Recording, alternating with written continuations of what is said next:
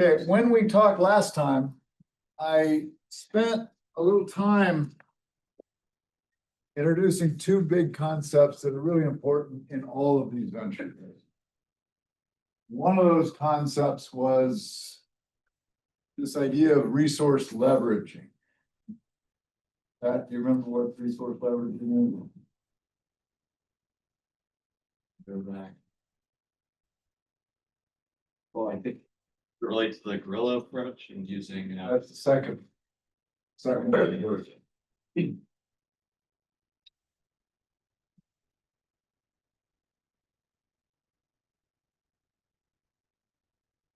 We want to help Pat out? Yes, use. These other resources to accomplish. So it's a whole approach to business that says, if I need a resource, I need something, I need a computer, I need a truck, I need anything. The last thing I'm gonna do is Fine. buy it. So what are all the ways I can get it without buying? That's what we mean by leveraging, using other people's resources, using things that people don't normally think of resources, using resources in non-conventional ways. Imbuing this mindset in your clients is huge. It's the key to succeeding in entrepreneurship when you come from poverty and disadvantage. It is the number one thing. Leverage resources. And you're constantly looking at things as resources that other people might not see as a resource. The bathroom doors in stalls as a billboard is a resource. And so you start to realize, in that sense, you're not poor. In that sense, you're surrounded by resources. You got to just come up with clever ways to tap into them. Does that make sense? So if that's the philosophy, and I can tell you, the most amazing entrepreneur I've known in all these years, the most amazing entrepreneur I've gotten to work with, he actually came from South Africa and visited us and spoke. And it was so cool when he had him. We also had him not just speak to students on campus, but we took him downtown to speak to the entrepreneurs. And his comment in the middle of all that was, I feel like I've come home, when he's in this room of entrepreneurs in poverty from South Bend. I feel like I've come home, which is the message that entrepreneurship is entrepreneurship. When you're in disadvantaged circumstances, you're in disadvantaged circumstances. And so there's a universality to that.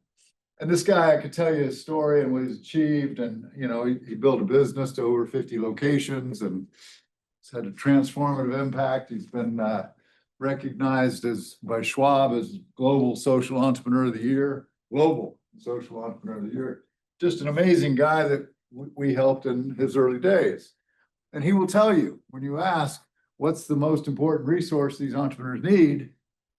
And he being one of them, coming from abject poverty, growing up under apartheid as a Black man, he will tell you the number one resource is not money.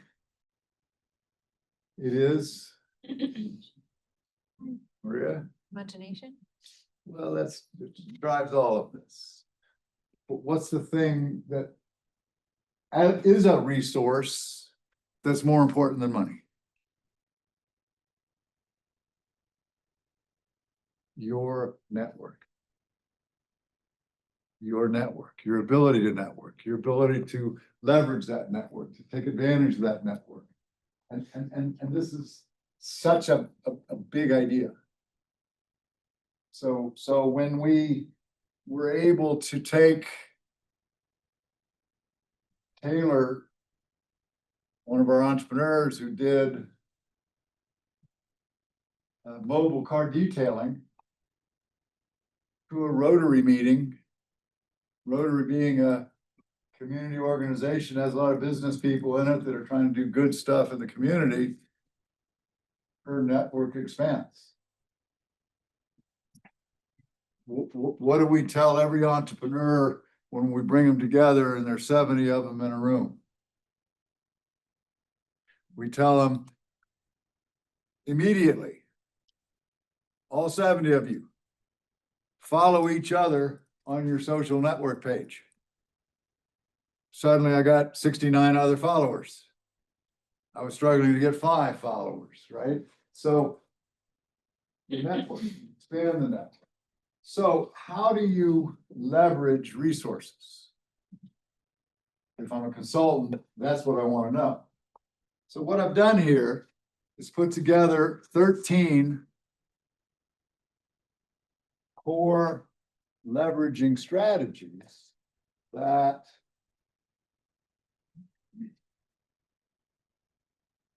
there's one more.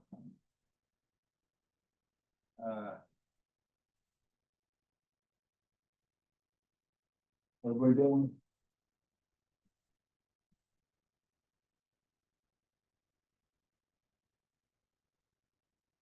That's all good.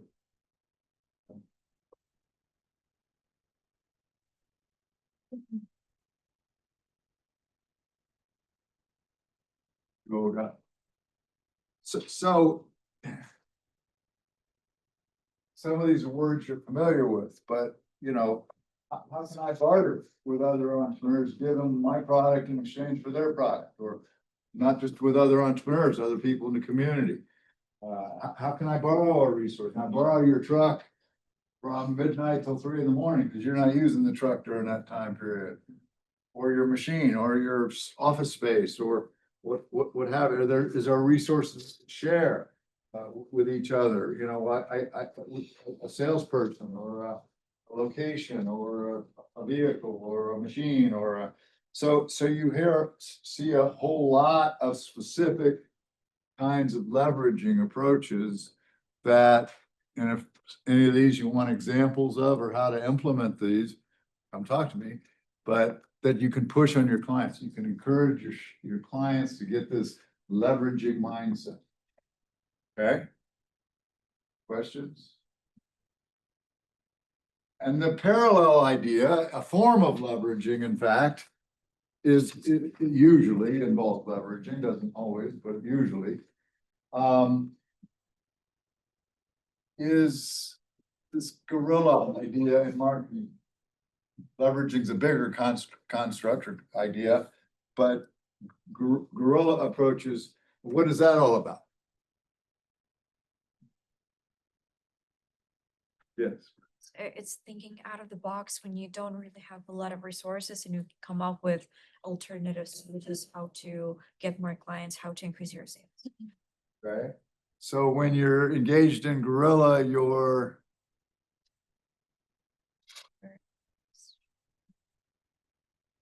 Trying to find other ways. think of guerrilla warfare. Think of how the small guy defeats the well-resourced big guy. When you're engaged in guerrilla, what are you doing?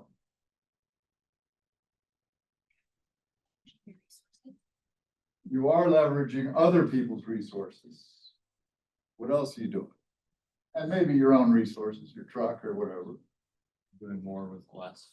Doing more with less. Using, Imagination. yes, definitely, but specifically, what are you doing? So it is about creativity and imagination, but guerrilla. You're seeing, I told you the story, did I not? The guy with the restaurant that used the hairdressers. Used the hairdressers. I did not tell you that story. Guy with a restaurant. He's building out a restaurant. That's a tough business. Restaurants have a higher failure rate than most categories of businesses. He's an unknown commodity. Nobody knows him or his restaurant, but he's opening a restaurant. And he takes the resources he has and he gets a location and he kits it out as a restaurant, comes up with a menu, has some people to help him, family members or whatever. and he runs out of money. Runs out of money. Hasn't launched yet. Runs out of money. Not a penny for marketing, nothing. So what he does right before his grand opening is, because he's hit a brick wall, gotta have that entrepreneurial mindset, what do? He does a party at his restaurant. Free booze, free food, fun, festive party. But when he has this party, he only invites one kind of person. He invites every hairdresser in that town. What do hairdressers do all day? They stand on their feet for 8 or 9 hours. Ada, have you ever had a dead quiet haircut? No. What do hairdressers do all day? They talk and they talk and they talk. And what are they gonna talk about for the next 6 months after going to this fun festive party at this restaurant? The restaurant. Somebody comes in and goes, yeah, Fred and I went to this Italian place. Yeah, forget that place. You gotta go to this place. It's amazing.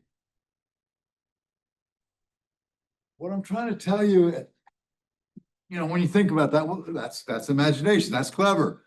Hairdressers as a marketing medium. Yeah. What's powerful about that idea? Well, no. This is what's powerful. You could spend $120,000 on conventional media marketing, billboards, radio, television, internet advertising, and not get the return this guy got from a guerrilla tactic using hairdressers. You see it, you understand it. It's be a long walk to that exam. These are the ideas you've got to come up with for your clients. This is what we mean by guerrilla. I gave you the example of the donuts and the cars. There's a zillion examples. But you gotta think guerrilla. You gotta think differently. Our entrepreneurs can't afford conventional marketing, and social media is only a piece of the puzzle. It ain't the solution. It's a part of the solution. So, how do you think guerrilla? Where do you start? Non-conventional media. Creative ways to communicate with people. Using resources in unconventional ways. How do you start that? How do you do that?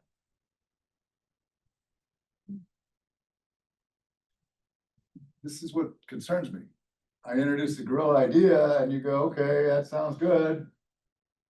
But you don't go the next step, which is what, Carolyn? Yeah, how do you do that? Nobody's asking me that. How do you do that? Where do we start? Where do you think you start?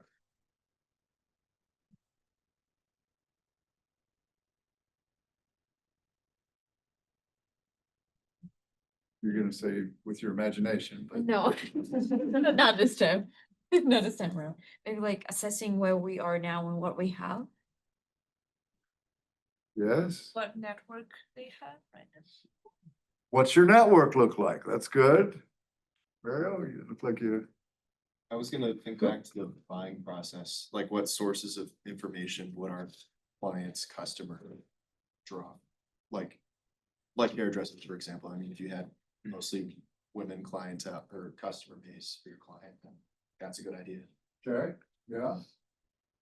Here is one place to start. Ask yourself, and this is about guerrilla, but it's also about resource leveraging in general. I mean, yeah, resource leveraging in general. So, so you're asking yourself,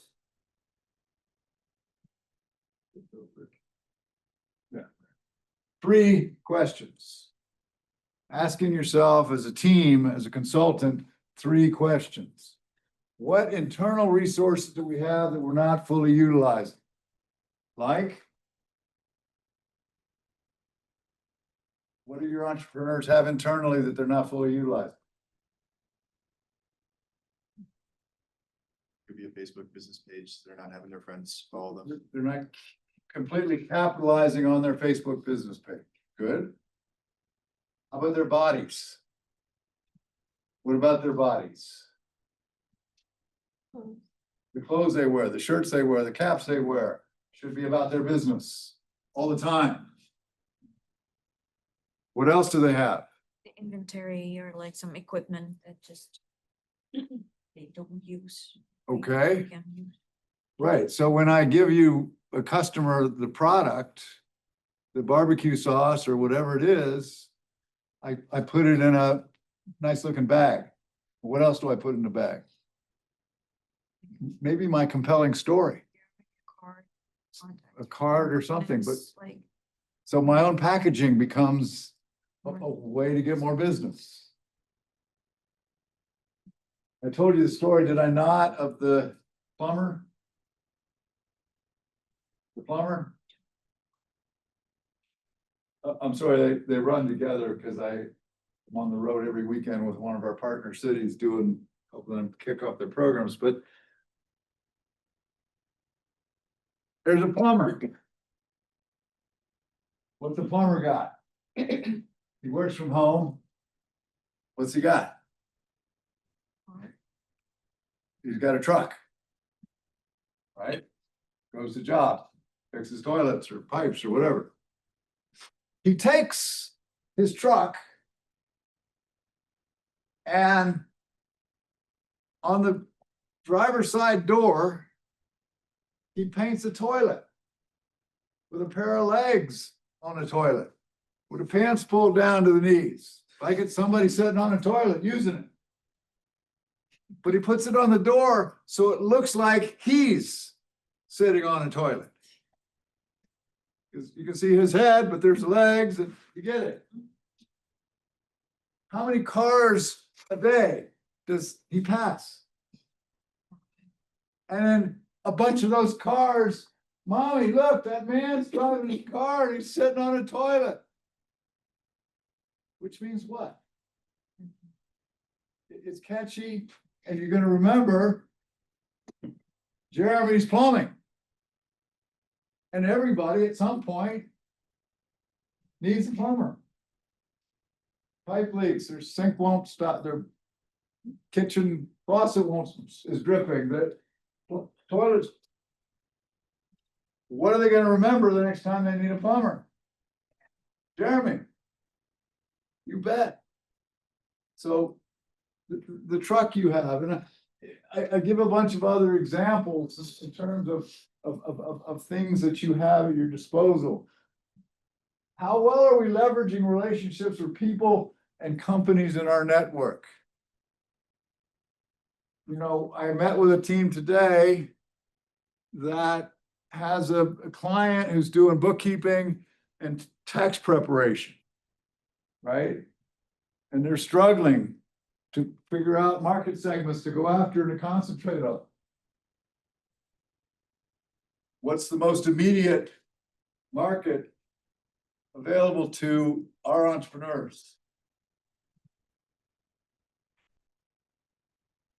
If you're selling tax services and accounting services, what's the most immediate market available?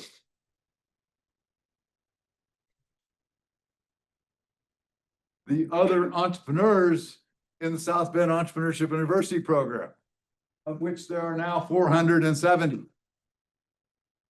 470 businesses.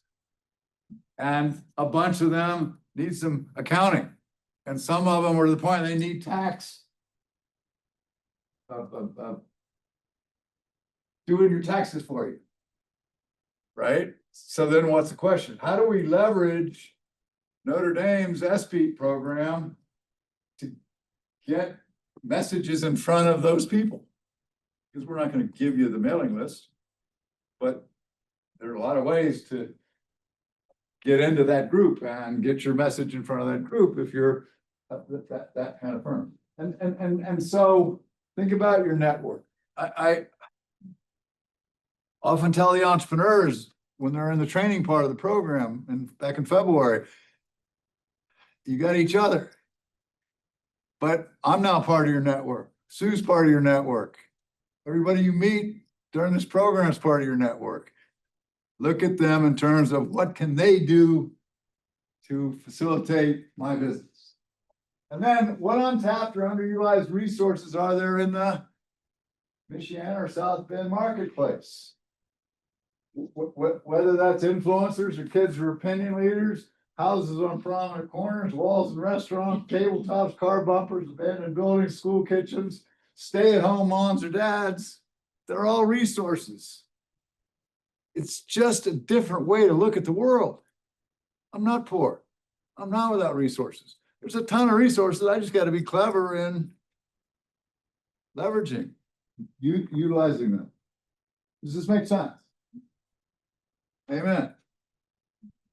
Okay. So the handout I gave you, oh, I didn't give it to you. So the question was, where do you start with Gorilla? You start with those three questions. That's where you start with leveraging too. But what I did was, because when I tell you stories like the donut story or the hairdresser story, you go, oh, that's clever. And like the guy in Gary, he just steals the idea and does the same thing. Well, yeah, maybe you could. But the tendencies go, well, where would I start coming up with a guerrilla tactic for my entrepreneur that's unique to that entrepreneur and their local market? Where do I start? Well, to me, if you, at least in my experience, looking at a lot of different guerrilla kinds of approaches, and there's a zillion of them. If you want to see a very clever one, just go to YouTube and Google the most honest city in America.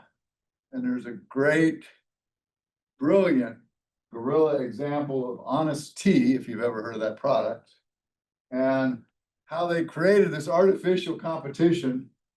What's the most honest tea in America, city in America, to get millions of dollars in free media coverage from local media in the biggest cities in America. And it's quite clever, it's actually quite amusing what they do, but there's sky's the limit here. What I did was look at all the different guerrilla approaches and try to put them into some basic categories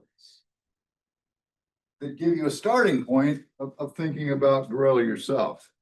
And so what you'll see here are just that, specific general categories of guerrilla approaches that so just give these group of items. Yeah. And so you'll see examples there that overlap with leveraging, like bartering, right? Like Lavoyo, the guy in South Africa, when he walks into a radio station and goes, you guys don't, his business, this guy in South Africa. I think that was confusion with the first and the second got, I'm sure, so there's two. There's one on leveraging, there's one on guerrilla. The one starts with some and some one starts with which.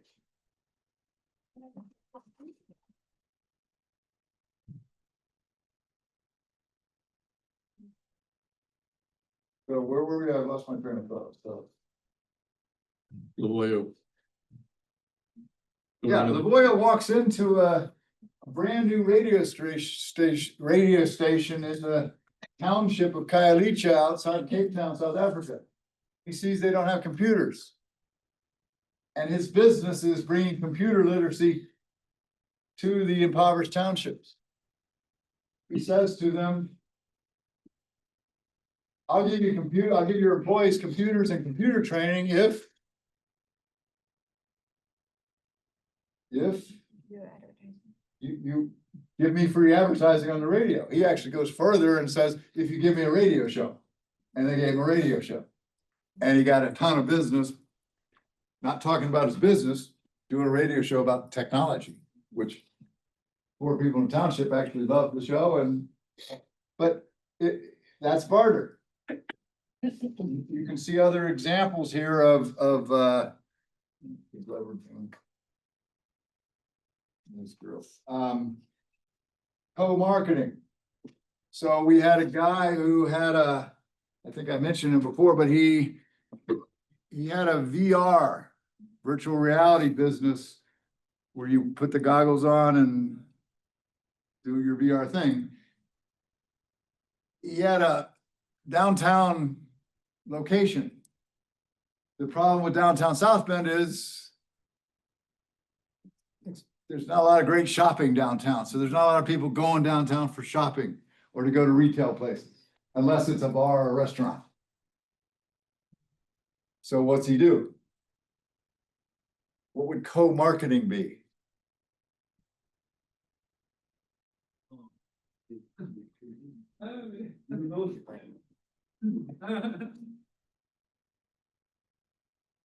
What would co-marketing be? Yes, Maybe he works with the local restaurants slash bars.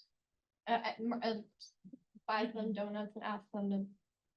no donuts, forget Okay. the donuts. Example, sorry. It's a bar, what do you do? What the consulting teams in this room need to do? Guerrilla market. Yeah, what? Co-marketing, Maria. Yeah, maybe like if bars work like after hours, maybe we should shift the schedule of our work so that people. Well, that would be good, but that's not co-marketing. You got the right idea. Kiki, what do? Go to the bar and say, I'm gonna promote the hell out of your bar at my VR store. Co-marketing, we're both gonna market each other, right? So I'm gonna market the heck out of your bar to everybody that I come in contact with at my VR store. If you, if you market my things as well. okay, and what do I want you to do?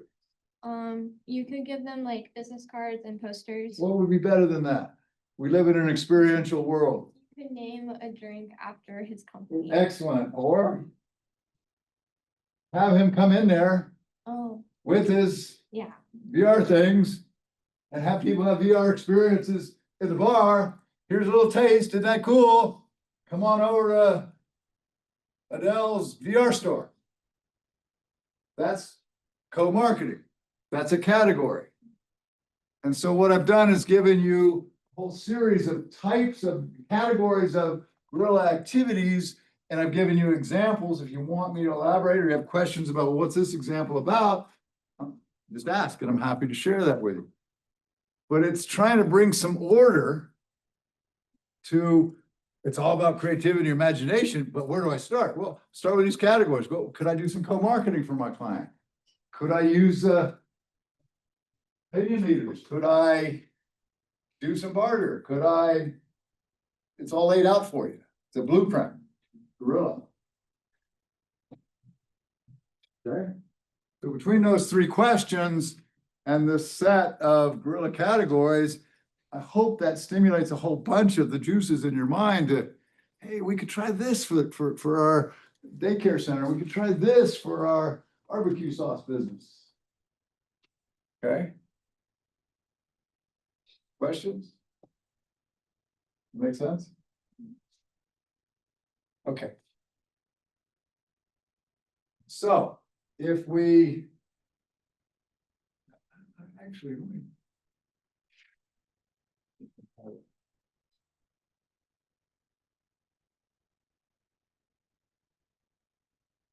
Yeah, let's go. So here are just a few examples that we've seen work. reciprocal advertising is a kind of co-marketing where we had a theater and a pizza and beer joint that were across the street from each other. In each of their ads, the theater would advertise what's playing at the theater. The beer and pizza place would advertise what's on sale or beer specials or pizza specials. We just had them change their advertising to at the bottom of the ads for the theater, right across the street from Bilbo's Pizza. And Bilbo's Pizza in big black letters at the bottom of their ads, right across the street from the Varsity Theater. What's just happened? They both mentioned that they're right across the street from Varsity. What's just happened? You've doubled your marketing exposure for no cost. That's the guerrilla way. So it's everything. It's you know, that's why it comes back to buyer behavior. What's the problem when people go to buy a mattress? My back hurts from my mattress. I need a new mattress. What's the problem? You don't know how well the new mattress is going to work until you try it. So the students organized a sleepover at the mattress store. Literally. And it was a fun, festive thing, but people brought their jammies and slept over on the mattress at the store. Well, you just solved the problem. Now I have actually slept on the mattress. Yeah, I want to buy it.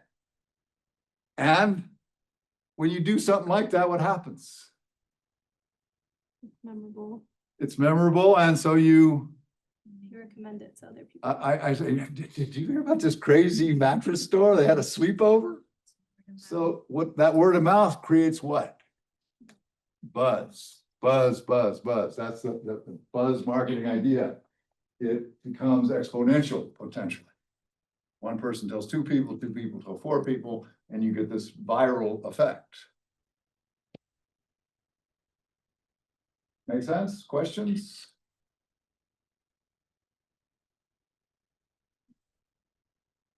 Okay, I'm going to shift gears and let's talk a little bit about, because virtually all of you are doing something with social media.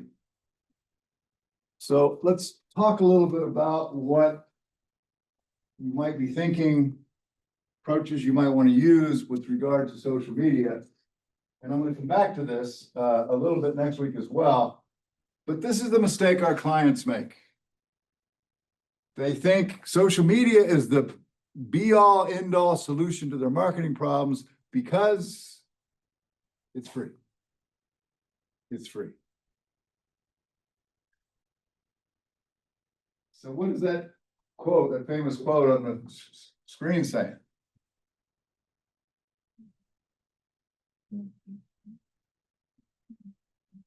I know what it says, but what does that mean? Nothing is free, something you have to give. It ain't free. For social media to actually be effective, there's a cost involved. There may not be a financial cost, but it's a time cost. It's an effort cost. There are other costs, other dimensions of cost. And so your entrepreneurs are just plain wrong. It isn't free.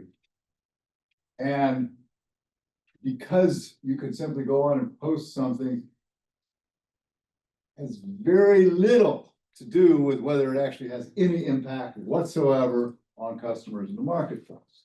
And so when you start thinking about social media, it's even more overwhelming and omnipresent than maybe even you who grew up in a social media era realize. But look at this graphic.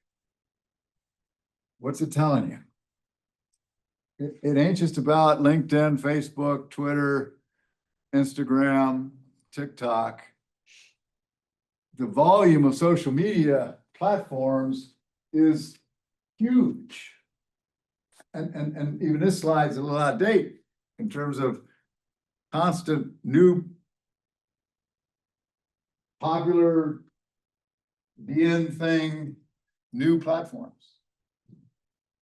From the get-go, what does that tell you? Potential. Huh? Potential. Well, it tells you there's a lot of potential. What else is it telling you? Yeah, You have to choose. well, you certainly have to choose. Maybe it's, you get lost in the numbers. That's it. There's a ton of noise out there with all these platforms. People are overwhelmed by all these platforms, which means what? If you're the user, if you're the target audience, because all of you use social media to some degree, what's it tell you?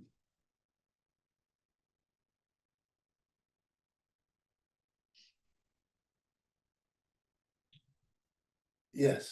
You have a lot Sure. of things, you have a lot of things vying for your attention, so there's like one post might get diluted and all that you're So what do we learn to do as consumers? block out. Block it all out. Block it all out. There are two psychological principles that come into play here. Something called selective reception. What's that sound like?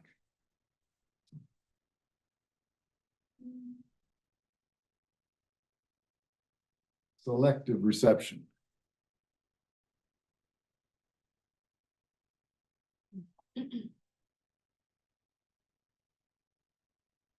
You might only pay attention to an ad if it's coming from one of your favorite platforms, or else you get it out. Or you may only hear let's say this side of the room was ardently pro-life. Okay, anti-abortion. Let's say this side of the room was ardently pro-choice. Pro-abortion. Okay, let's just say that. I show you a video. It doesn't take a side, it's just a factual video about abortion. Okay, I then give you a test, and the test is not asking your opinions, it's asking you factual things that were in the video. I then look at the test results. What am I going to conclude? Other side was higher, they paid more attention. No, not necessarily. I'm going to conclude, Maria, what? Maybe that each side took the information that they think is more relevant, so they select the information, not These people must have watched two different movies, right? they're biased, yeah. Because you pick and choose parts of a message that are consistent with what you already think and believe, and you ignore the rest, leading to radically different conclusions about the same thing. That's perceptual distortion. Selective reception, excuse me, that's selective reception. The other part of the problem is you need to understand how impotent advertising is. Impotent in terms of, so you go to a business. People just came to the office. It's 8 o'clock in the morning. People just drove to the office, okay? And you're standing at the coffee machine as people come in and they get their coffee and they get ready for their day. And the average person who just drove to work drove an average of 20 minutes to get to work. And they had their car radio on. And in a 20-minute commute, they were exposed to at least 15 advertisements. It just happened. They just got out of their car. And you ask them, on your drive in here at Iona this morning, can you remember one ad that you were exposed to? And the average response will be, not a one. They just heard the ad and they don't remember it. That's how impotent advertising is. And so when social media is your way of communicating, what I'm trying to say is it isn't very effective when you use it for marketing purposes. Part of it is all the noise. And the more we experience the noise, you can, Matthew, you could spend an evening watching an NFL football game, never leaving the room, and being exposed to a ton of ads and be oblivious to every one of them. You've developed the ability to screen them out. Even if you're sitting there looking at the screen and nobody else is in the room, you develop, that's the problem. And as a consultant trying to help your entrepreneur in marketing, you're looking for ways to cut through all that. What do you think is, when we think about communicating with customers, advertising, what do you think is the number one thing that explains advertising effectiveness? Do you need to have the right message? Yes? Do you need to deliver it through the right medium? Radio, television, billboard, internet. Do you need to hit people at the right time? Yeah. Does it help me to advertise funeral services to you unless I hit you when you're experiencing a death in your family? So I could hit you a whole bunch of other times and go, it's funeral service, that has nothing to do with me, I'm not listening. You don't make that decision just deliberately, it's automatic. So it's gotta have the right message, through the right medium, hitting people at the right time, hitting the right people. What's the number one thing that explains advertising effectiveness?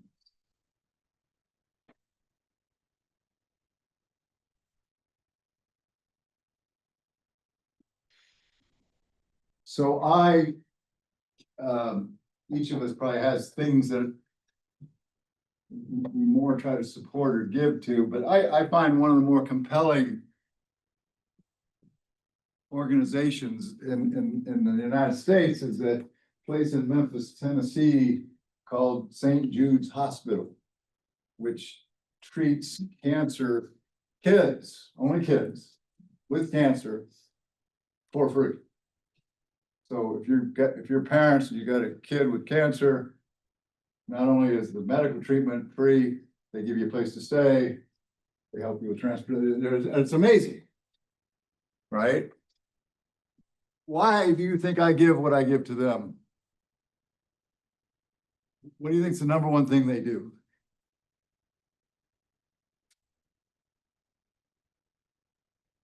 They're connecting with your emotion. Yeah, they do that, so the message is right.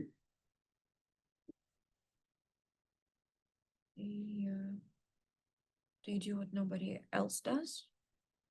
I get something from them in the mail constantly, to the point it's irritating to me, but not that irritating, because it's St. Jude's and I care about what they do. It's the frequency, it's the number of times you hit the customer. That's the number one thing that explains advertising effectiveness. You gotta hit people more times. Why do you have to hit people more times? Because they- Yeah. One of them will eventually stay, one of the kids will do what you want. Because it's the accumulation of the communications that brings it to top of mind, gets you to process it, gets you to think about it. What happens when I expose you to a message that you've never heard before? More relevant, you forget it. Okay, but I expose you to a message you've never heard before. What's your immediate reaction? Psychological reaction? What is it? What is it? That's exactly right. What is it? What is that thing? What are they talking about? Right? Oh, it's feminine hygiene products. What do?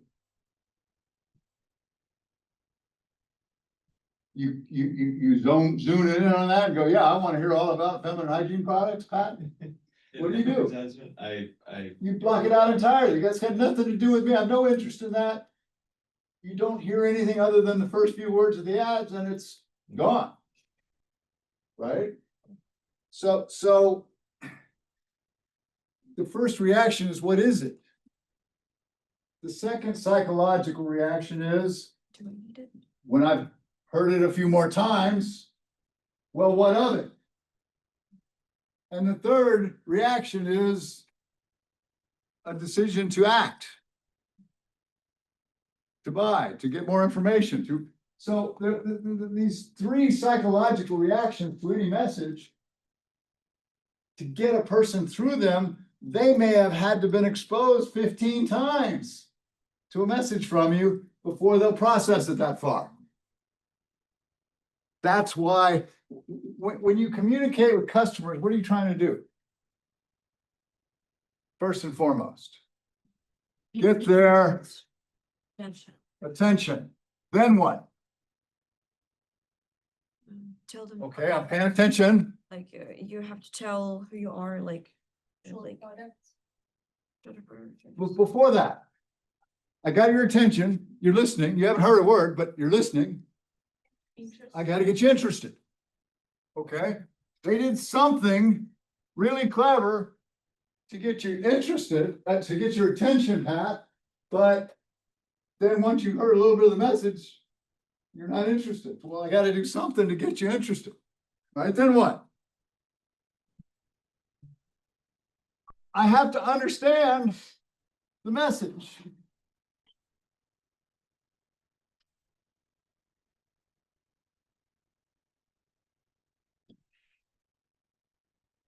Mario just asked Kiki to go to lunch. Right?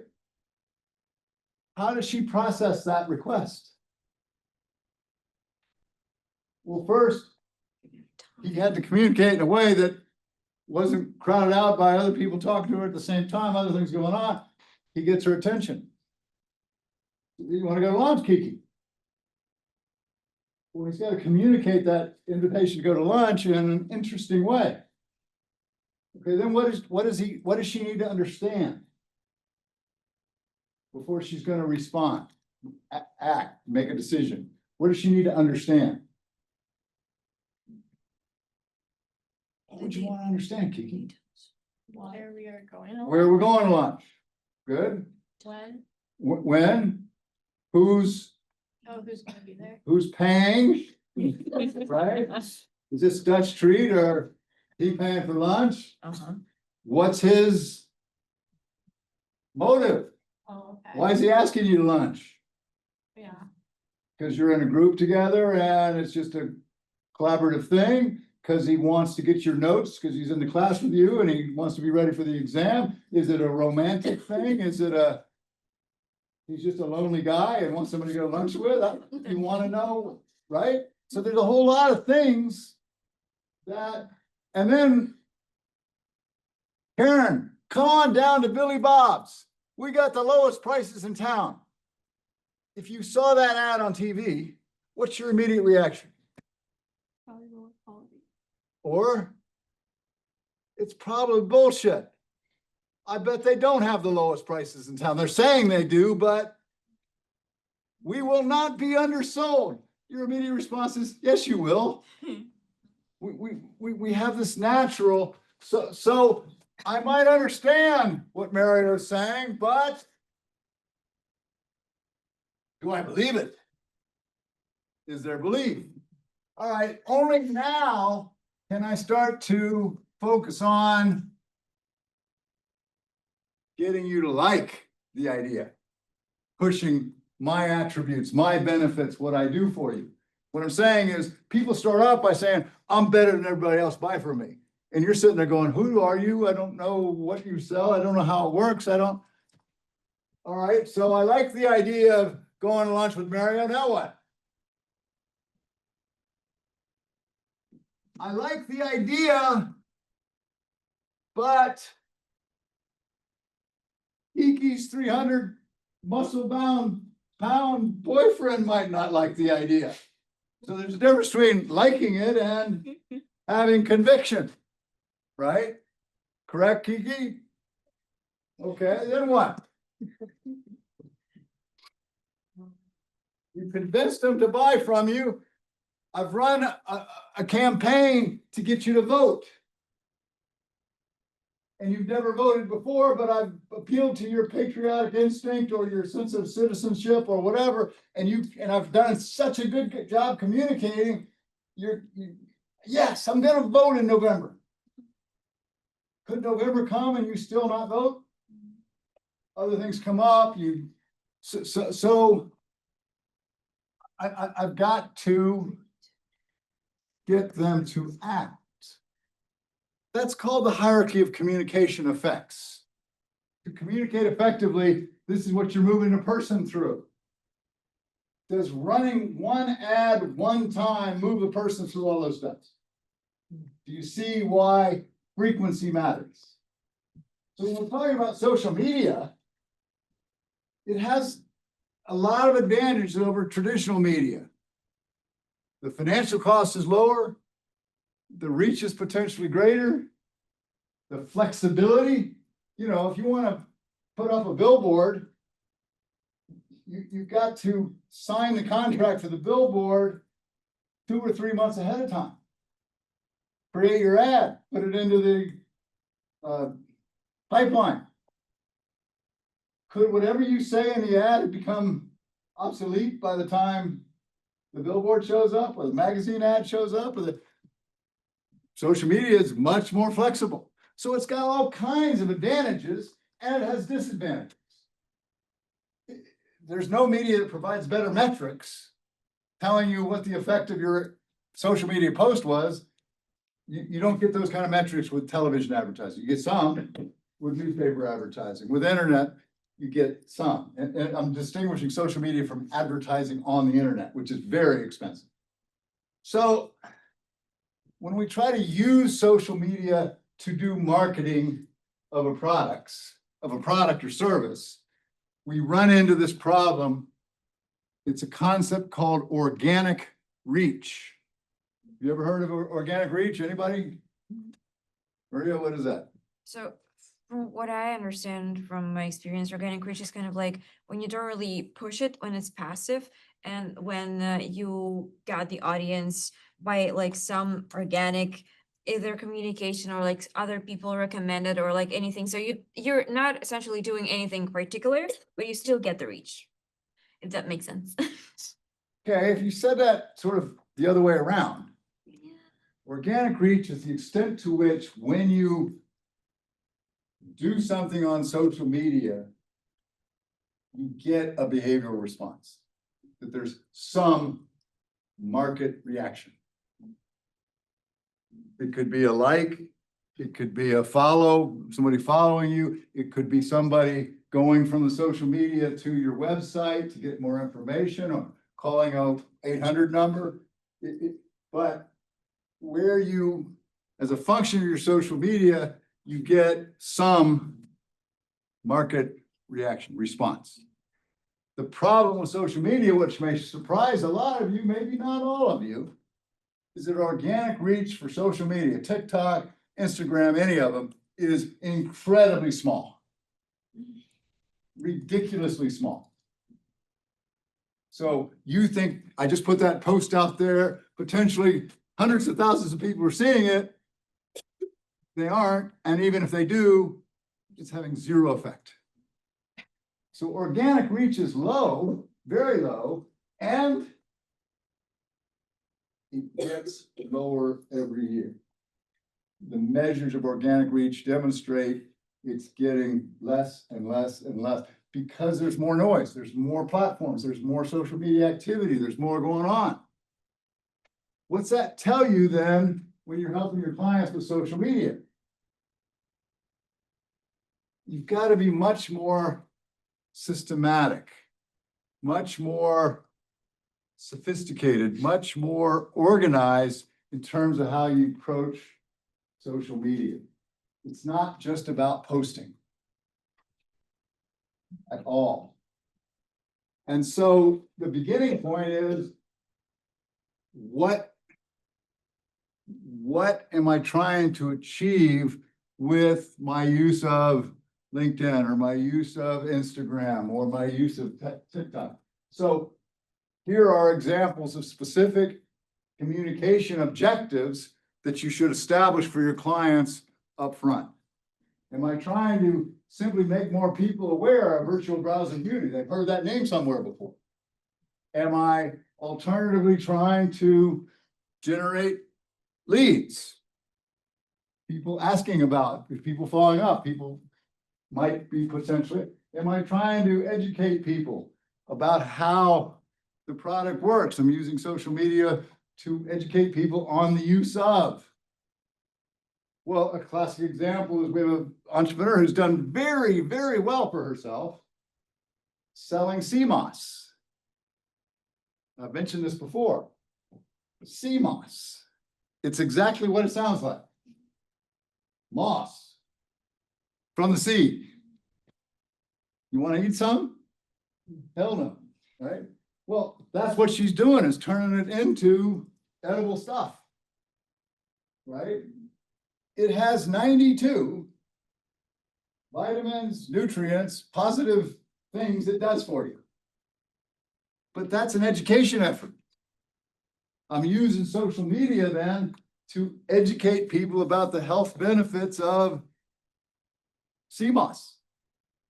Okay, which is different than getting people to know, what's the name of her business?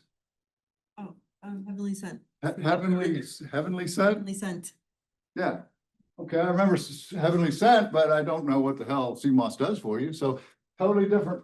Generate likes, getting people to follow you, getting people to X number of people to follow you, getting X number of people to link through to your website from your Facebook page or whatever. So set specific, know what you're trying to achieve, and the ability to do these different things depends on what's left. Which changes. The ability to accomplish these different outcomes for your clients, if it's to educate the client, if it's to generate likes or followers, if it's to generate inquiries, Instagram might not be as good at, or LinkedIn might not be as good at a given one of these for your kind of business than a different platform. So it depends on the platform. Okay. So the issue becomes that the big misconception is it's free, so do it. It's not free in the sense that if you're not going to spend enough time doing it each week, you might as well spend no time. You've wasted what time you did spend. So the idea that I can post randomly, well, I was posting every week and then I didn't post for a month and then I posted every other, you're gonna have no effect. It's the effort, it's the time. The time not just in posting, but thinking through the post, thinking through what I'm trying to accomplish with the post. It's the dedicated, I spend 6 hours, 7 hours a week on social media, planning, strategizing, posting, right? So, and the other points here, I mentioned the organic reach and so forth. So here's the key. If you're helping a client, you need to focus on a social media campaign, not just some more posts, not just changing the platform they're using, a campaign. And as you can see from this slide, which is the most important slide in the whole deck, there are 10 components to a social media campaign. What I'm telling you is if you're doing social media for a client and you produce a deliverable and it doesn't address these 10 steps, then I'm going to grade it down.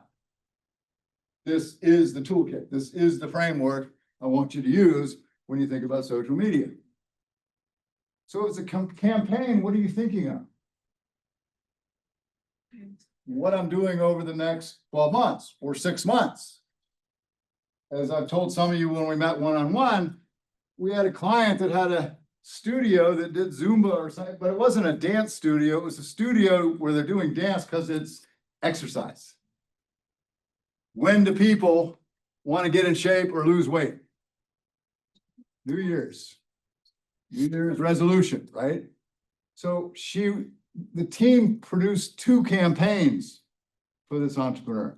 One, a 3-month campaign around New Year's Day that played on the whole New Year's resolution. Finally time to lose those 20 pounds or whatever. And the other campaign was for the other 9 months of the year in terms of but you're trying to go, here is the theme of the campaign.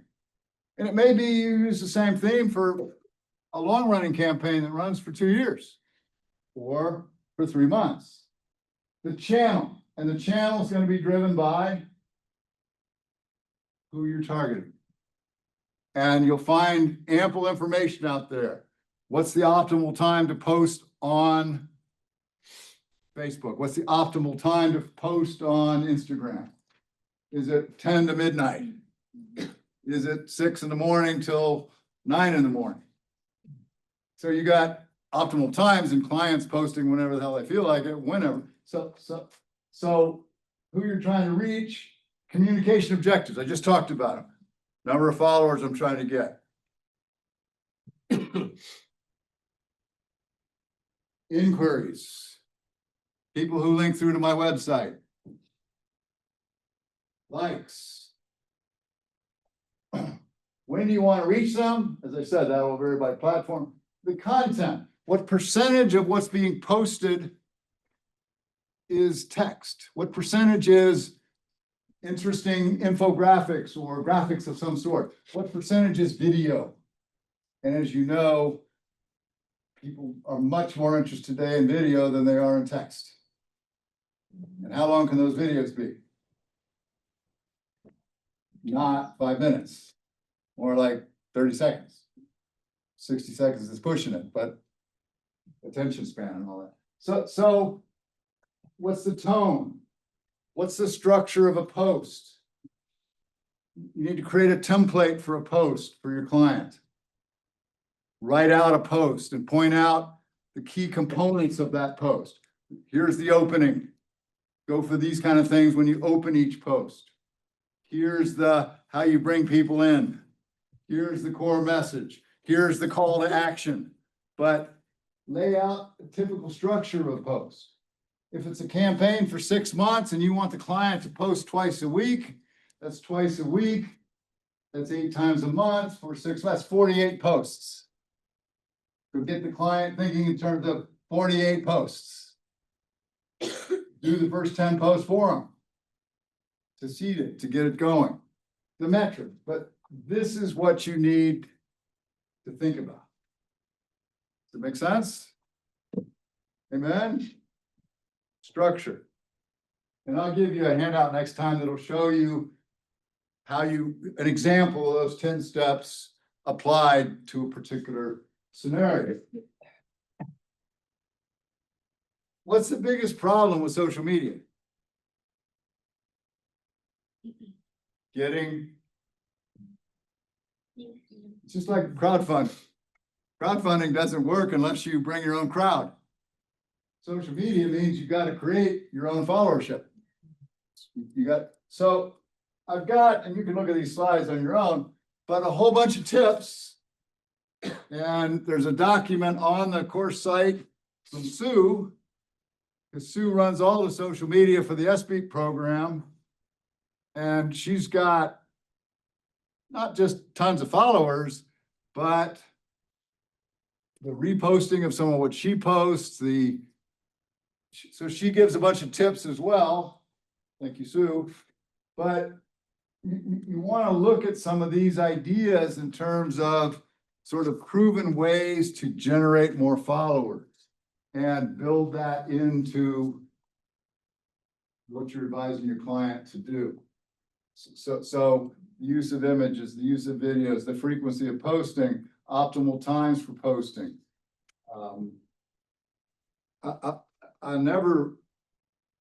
The example that always sticks with me is we had an entrepreneur in a program some years ago, I think the first year. program. And she was a doula. You know what a doula is? Like a midwife, but not a midwife, helps with getting ready for having a baby, dealing with having a baby after having the baby kind of thing. And she was quite good at it. She was especially trying to provide doula services to poor and less advantaged people who don't have normal health care and don't get all the vitamins and things that you get if you've got good health care. But she posted this, she put this post up that was a compelling story she found elsewhere. Because the stereotype versus the reality is of sort of single Black moms that Black dads leave or abandon the family or whatever, sort of a stereotype. She posts this thing that shows a Black dad hold a baby and telling a compelling story about what amazing fathers one will find. It got reposted some ridiculous number of times. It generated a number of followers for her social media platform that was way over the top, thousands. So it's getting out of the box in terms of thinking about the kind of stuff. And there are more tips here in terms of linking your platforms and so forth, but take a look at this, give this thought.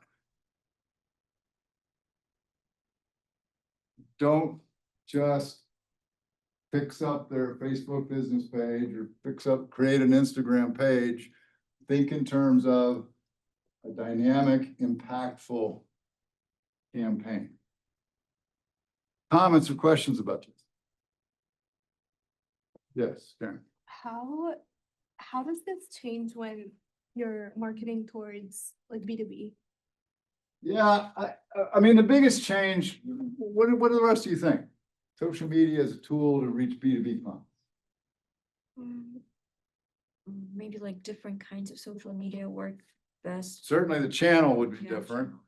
Yes. The tone of voice, for example, like you would probably not be able to use like funny tone of voice, like some like cringy stuff for B2B. You would most likely use something informative, something like compelling, something that Rational. appeals to the, rational with facts and figures, so that they can see that, this works, that like that it worth my time.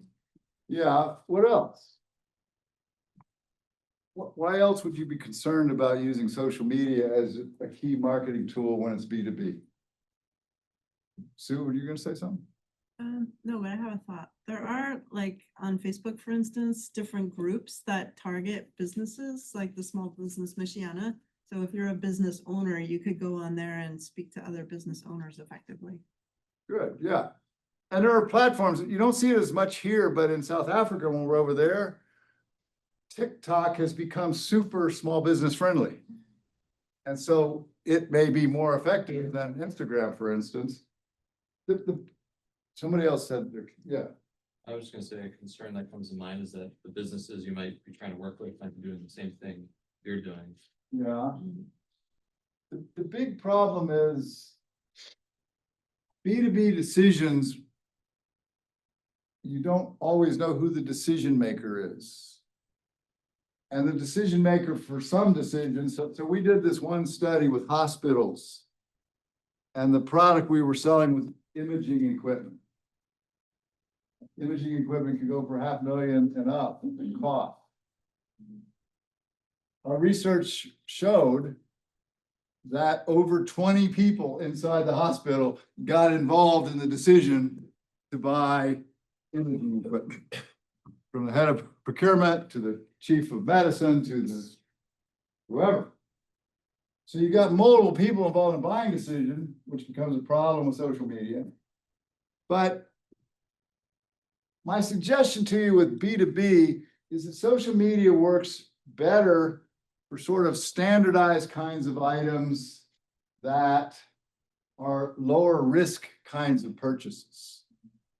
Not things that fundamentally will change how I operate or procedures or interfere with our market.